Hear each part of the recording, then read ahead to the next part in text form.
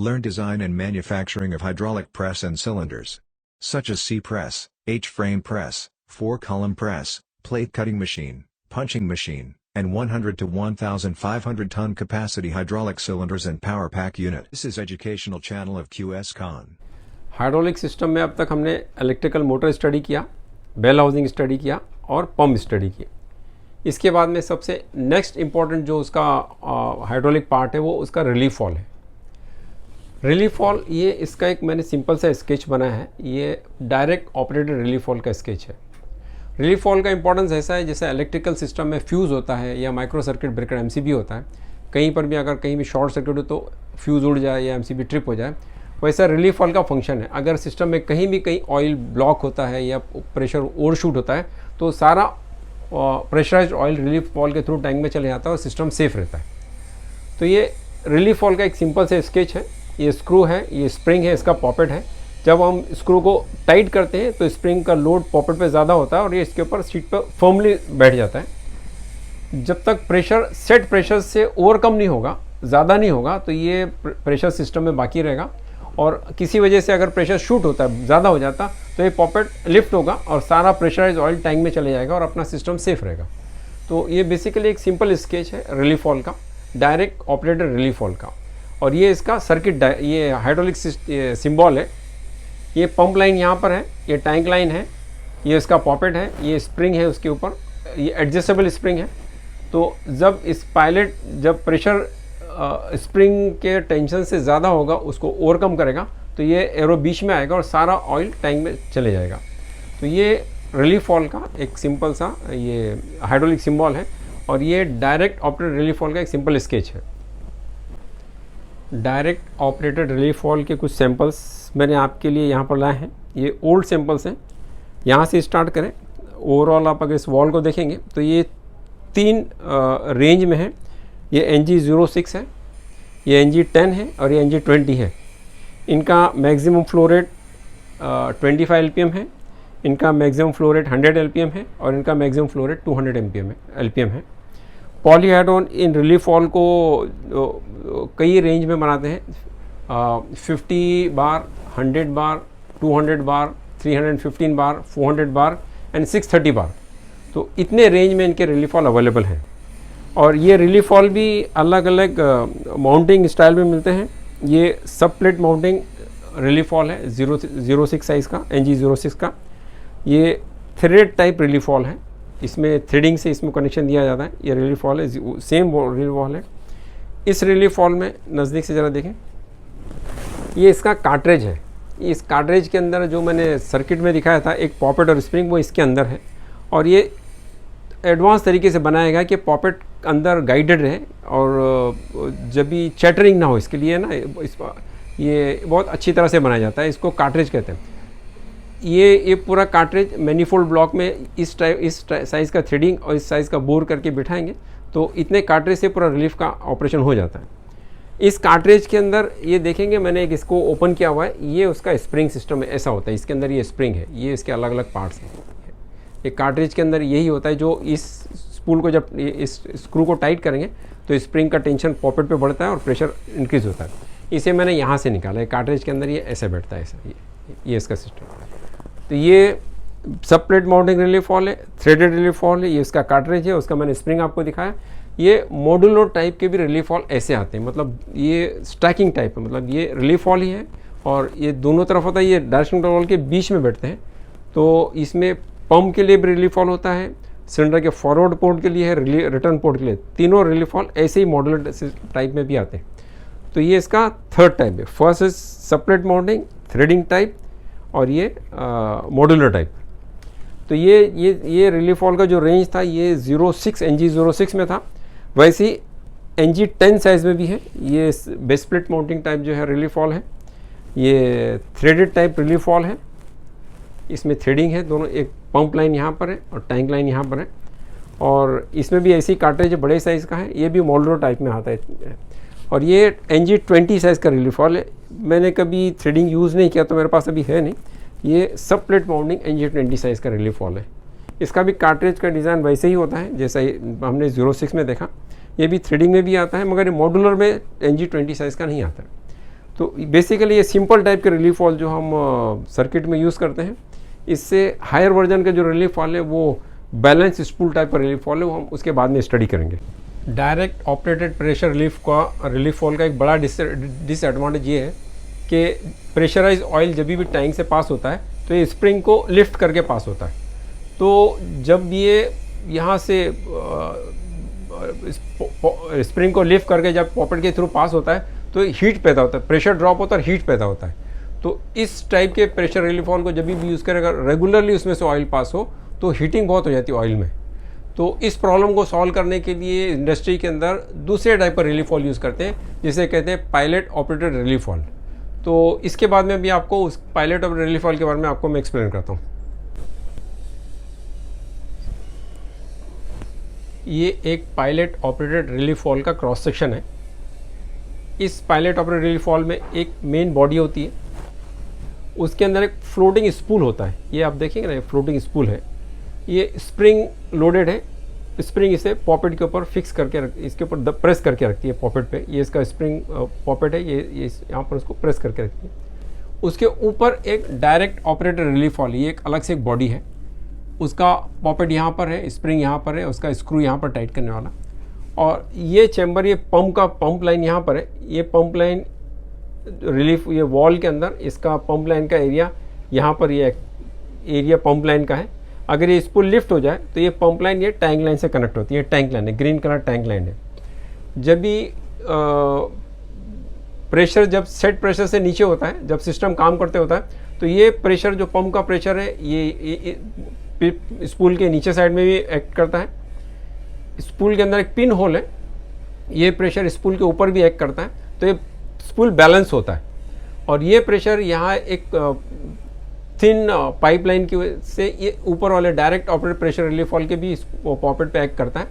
तो मगर जब स्प्रिंग सेट प्रेशर से ज़्यादा होती है तो ये स्पूल सीट पर सीटेड होता है और पंप का जो ऑयल है रिलीफ नहीं होता है, बल्कि वो सिस्टम में जाता होता है।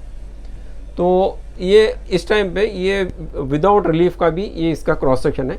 स्पूल पॉपेट सीट पर अपने फिक्स है और पंप का पूरा ऑयल है स्पूल के दोनों साइड में है, और जो डायरेक्ट ऑपरेटेड रिलीफ वॉल के भी पॉपेट पर है, मगर सब कुछ स्टेशनरी है, कोई मूव नहीं हो रहा है। अगर ये प्रेशर ज़्यादा हो जाए, पंप का प्रेशर लिमिट से ज़्यादा हो जाए, तो सबसे पहले ये पॉपेट लिफ्ट होगा, डायरेक्ट ऑपरेटेड रिलीफ वॉल का पॉपेट लिफ्ट होगा। ये लिफ्ट होने से थोड़ा सा ऑयल यहाँ फ्लो होगा, यहाँ प्रेशर कम हो जाएगा। ये लिफ्ट होने से ऑयल यहाँ जब टैंक में पास होता है तो यहाँ का प्रेशर थोड़ा कम हो जाता है।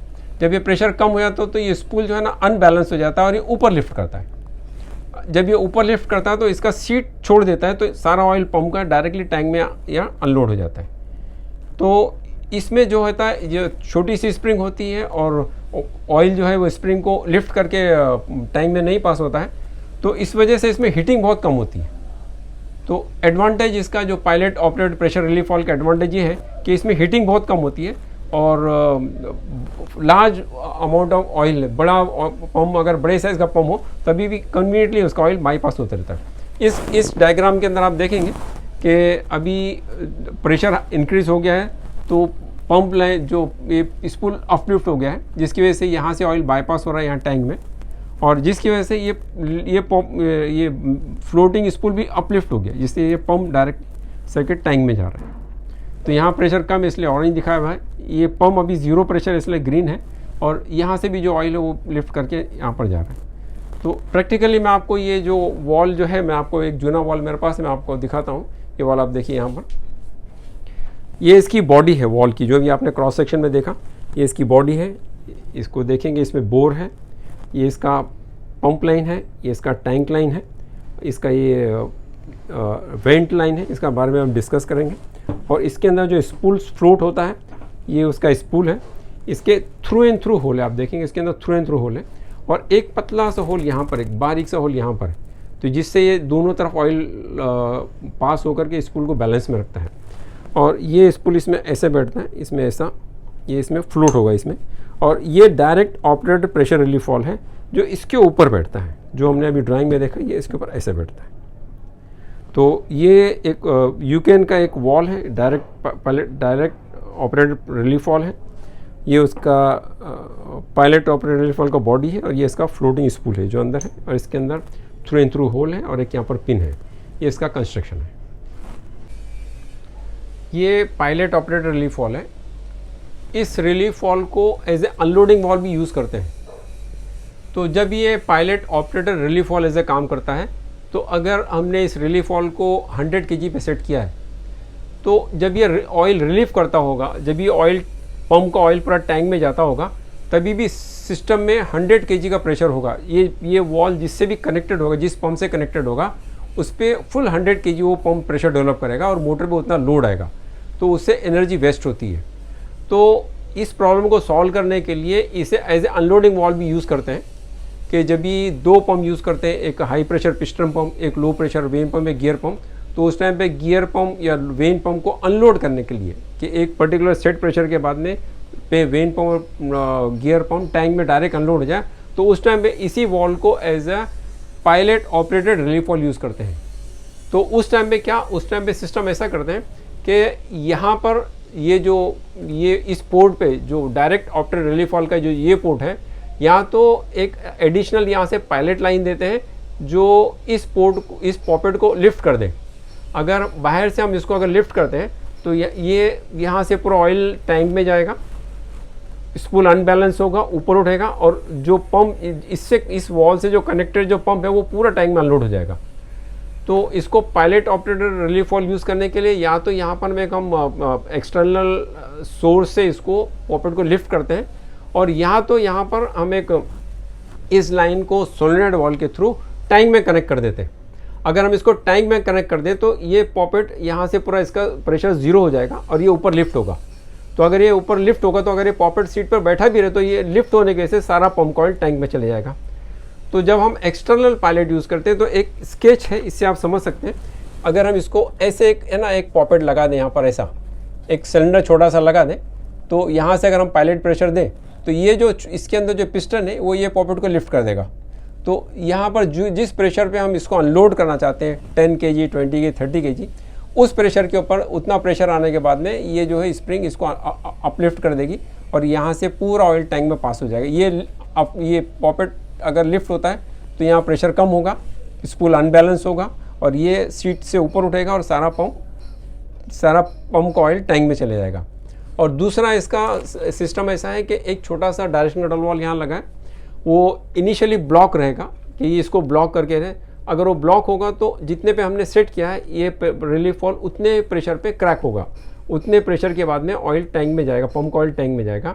मगर हमको उसको अगर हमने बीच में सोलेनॉइड वॉल्व से इसको टैंक में कनेक्ट कर दिया इलेक्ट्रिकल सिग्नल से, तो अगर ये टैंक में जैसे ही कनेक्ट होगा तो सिस्टम का प्रेशर कोई भी हो, अगर यहाँ पर प्रेशर 0 होता है तो स्पूल अपलिफ्ट होगा और यहाँ का ये पंप का सारा ऑयल टैंक में जाएगा।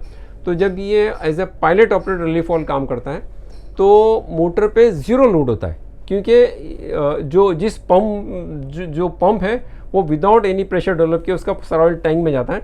तो इसलिए मोटर पे लोड इस पंप का जिससे कनेक्टेड उसका बिल्कुल ही नहीं होता है, मतलब जो बैक प्रेशर होता है वो 10-20 kg उतना ही होता है। अदरवाइज मोटर उस पंप को वो टोटली टैंक में अनलोड हो जाता है। तो जब हम इसको एक्सटर्नल पायलट से या सोलेनॉइड वॉल्व लगा करके जब यहाँ से हम इसको ऑपरेट करते हैं और इसको एक्सटर्नल सिस्टम से इसको अनबैलेंस करके इसको ऑयल टैंक में डालते हैं, तब उस टाइम पे इसको हम पायलट ऑपरेटेड रिलीफ वॉल्व कहते हैं। तो ये इस वॉल्व जो जूना वॉल्व मैं आपको यूकेन का दिखा रहा था, इस वॉल्व के अंदर ये इसका स्पूल आपने पहले देखा, ये इसका डायरेक्ट ऑपरेटेड रिलीफ वॉल्व था। इसके ऊपर ये जो है ना ये सोलेनॉइड वॉल्व ऐसे बैठता है। तो जब ये ऑफ होगा मतलब ये जब स्टैम्प ब्लॉक होगा तो ये रिलीफ वॉल्व एज ये जो है पायलट ऑपरेटेड रिलीफ वॉल्व जैसा काम करेगा। मतलब पंप का जो सेट प्रेशर होगा उस सेट प्रेशर के ऊपर ये ऑयल टैंक में बाईपास करेगा। और अगर हमको इलेक्ट्रिकली इसको उस प्रेशर को 0 करना है, पंप को अनलोड करना है, तो अगर हम यहाँ से इलेक्ट्रिकल सिग्नल दें तो ये पॉपेट के तरफ जो प्रेशर उसको 0 कर देगा, ये वॉल जो है उसको 0 कर देगा, तो सारा पंप कॉइल टैंक में अनलोड हो जाएगा। तो ये जो वॉल है ये यूकेन का वॉल है, ऐसी पॉलीहाइड्रोन का वॉल है। मैं भी आपको वो भी मैं आपको बताता हूँ। अभी जैसे मैंने एक्सप्लेन किया था, ये यूकेन का पायलट ऑपरेटेड रिलीफ वॉल्व है। इसमें ये पंप पोर्ट है बीच में, नीचे टैंक पोर्ट है और ये ऊपर पायलट पोर्ट है। पॉलीहेड्रॉन भी एग्जैक्टली ऐसी वॉल बनाते हैं। ये उनका वॉल है। इसमें अगर आप देखेंगे तो ये इनका एक ये पंप पोर्ट है, ये टैंक पोर्ट है और इसमें ड्रेन है और एक पायलट लाइन है इसमें। और इस वॉल में भी जो है ये सोलेनाइड बिठाने का यहाँ पर जगह है। तो एग्जैक्टली सेम वॉल यहाँ पर ऐसा बैठेगा ये, मगर यहाँ पर ये बैलेंस स्पूल ये वॉल ये यहाँ पर इस वॉल में यूज़ करते हैं और ये यहाँ पर कार्ट्रिज वॉल यूज़ करते हैं। तो कार्ट्रिज वॉल भी एक अलग टेक्नोलॉजी, हम कभी बाद में आपको एक्सप्लेन करेंगे। तो ये दोनों भी सेम पर्पज़ के लिए है, पायलट और रिलीफ वॉल है दोनों भी। और ये यूकेन का मॉडल है, ये पॉलीहेड्रॉन का मॉडल है।